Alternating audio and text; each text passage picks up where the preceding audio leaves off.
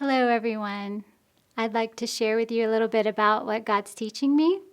But before I do, I'd like to back up a little bit and tell you about some things that have brought some fear into my life. And maybe you've dealt with these fears as well.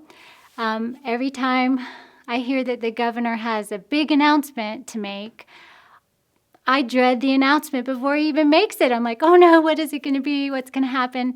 And the first one, as a teacher, I was very worried about. I knew it was about school, and when I heard the announcement, my heart just sank. Like, what are we going to do? I mean, fear just set in. Then the next announcement, the big announcement that the governor was going to make was, I was totally dreading it once again. Before he even said what it was, I already had fear in my heart of, oh no, here we go.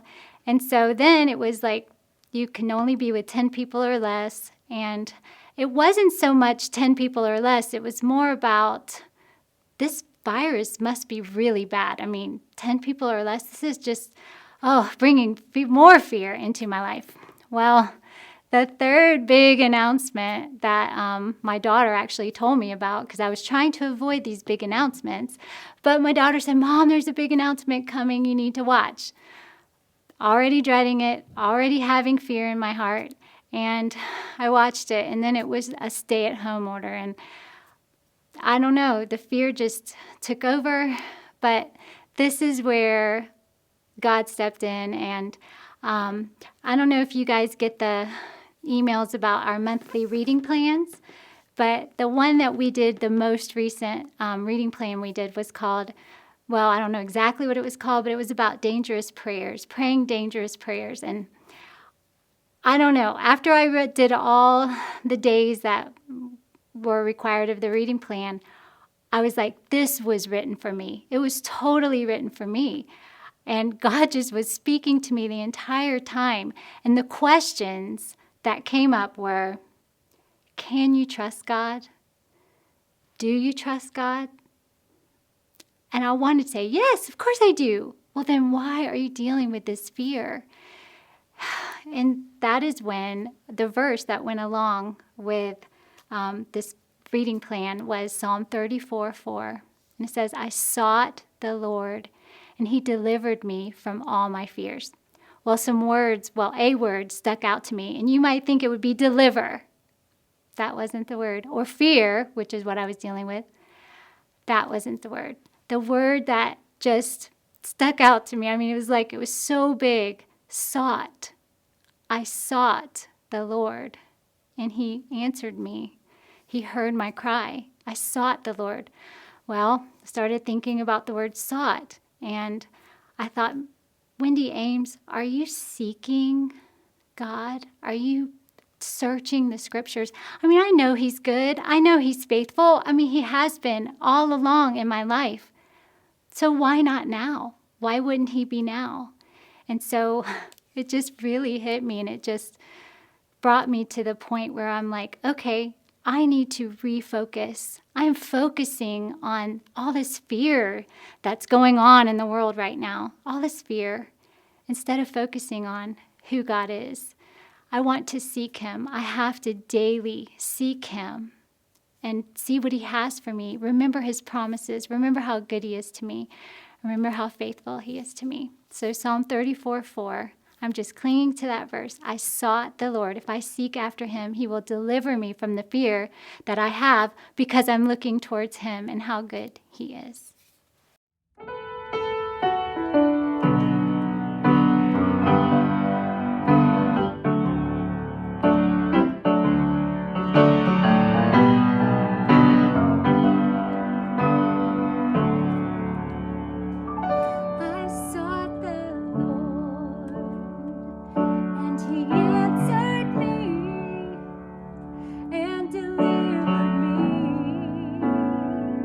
From